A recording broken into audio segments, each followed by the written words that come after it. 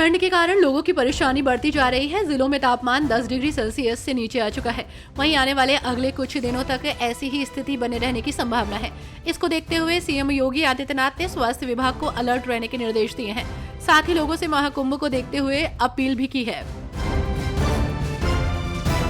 अयोध्या के मिल्कीपुर विधानसभा उपचुनाव की तारीखों का ऐलान हो गया है। 5 फरवरी को मतदान होगा और 8 फरवरी को मतगणना होगी।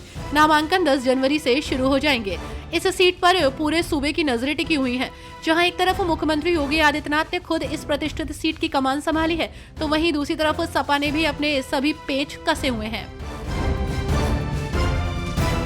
संभल हिंसा को हुए भले ही महीने भर से ऊपर हो गया हो, लेकिन इसे लेकर आरोप प्रत्यारोप जमकर लग रहे हैं। इस बीच अखिलेश यादव ने भाजपा पर आरोप लगाते हुए कहा कि भाजपा ने संभल में जानबूझकर अफसरों के माध्यम से हिंसा करवाई और मासूम लोगों पर अत्याचार किया। सपा का प्रतिनिधिमंडल जब संभल गया तो उसे रोका गया, वहां जाने नहीं दिया गया। आखिर सरकार क्या छिपाना चाहती थी? उन्होंने कहा कि इस घटना के माध्यम से माहौल बिगाड़ने का प्रयास किया गया है। उन्होंने कहा कि भाजपा दरारवादी पार्टी है। कोरोना के बाद अब HMPV वायरस का खतरा लोगों पर मंडरा रहा है। चीन में फैले HMPV वायरस को लेकर उत्तर प्रदेश का स्वास्थ्य विभाग अलर्ट है। हालांकि अभी तक शासन से कोई नया आदेश नहीं आया है, लेकिन डॉक्टर्स को सतर्क कर दिया गया है। मुख्य चिकित्सा अधिकारी डॉक्टर CL वर्मा ने बताया कि चीन में मिले वायरस से घबराने की जरूरत नहीं है, बस सावधानी बरतने की जरूरत है। देश के रक्षा मंत्री राजनाथ सिंह ने आगरा में उत्तर प्रदेश माध्यमिक शिक्षक संघ के 97वें राज्य सम्मेलन में शिक्षकों के साथ राष्ट्र निर्माण के लिए विद्यार्थियों को तैयार करने का संकल्प लिया। उन्होंने कहा कि भारत दुनिया की सबसे बड़ी अर्थव्यवस्था में 11वें से 5वें स्थान पर पहुंच गया है और जल्द ही दुनिया के टॉप 3 देशों में शामिल हो जाएगा। चुनाव की तारीखों का ऐलान होने के बाद तैयारियां शुरू हो गई हैं। इसे लेकर नेताओं की लगातार प्रतिक्रिया आ रही है। इस बीच यूपी इकाई के अध्यक्ष भूपेंद्र सिंह चौधरी की प्रतिक्रिया सामने आई। मिल्कीपुर उपचुनाव के लिए यूपी बीजेपी चीफ ने कहा कि हमारी तैयारी पूरी है। जनता ने अपना मन साल 2024 के नवंबर में संपन्न हुए उपचुनाव में ही बना दिया था। उन्होंने कहा कि बीजेपी इस बार मिल्कीपुर सीट जीतेगी। हमारी तैयारी पूरी है और हम घर घर जाएंगे। हमने काम के एजेंडे के आधार पर चुनाव लड़ा है।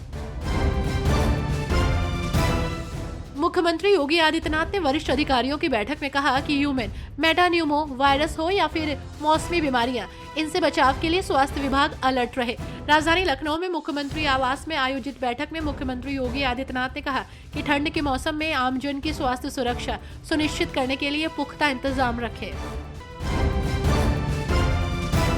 बीते कुछ दिनों से प्रदेश में लगातार तबादला एक्सप्रेस चल रही है। इस बीच यूपी में एक बार फिर प्रशासनिक स्तर पर फेरबदल किया गया है। यहां 11 IAS अफसरों को इधर से उधर किया गया है। इसमें कई मंडलों के आयुक्त शामिल हैं। इनमें कई बड़े नाम शामिल हैं। लखनऊ विकास प्राधिकरण की गोमती नगर विस्तार और जानकीपुरम विस्तार कॉलोनी से नगर निगम को इस महीने से गृह कर मिलने लगेगा। जन कल्याण महासमिति के साथ गृह कर को लेकर नगर निगम का विवाद समाप्त हो गया है। दिसंबर 2020 से इन कॉलोनियों से हाउस टैक्स लिया जाएगा। दोनों विकसित कॉलोनियों में नगर निगम सफाई, मार्ग प्रकाश, पेयजल और सड़क आदि सुविधाएं देगा। संभल में SP कृष्ण कुमार विश्नोई ने कानून व्यवस्था संभालने में लापरवाही और जन सुनवाई में लगातार आ रही शिकायतों के चलते गुन्नौर कोतवाली ओम प्रकाश गौतम को लाइन हाजिर कर दिया। क्षेत्र में चोरी की वारदात में वृद्धि और जन सुनवाई में लापरवाही के आरोपों के बाद ये कार्रवाई की गई। SP ने कहा कि जल्द ही गुन्नौर में नए कोतवाल की तैनाती की जाएगी।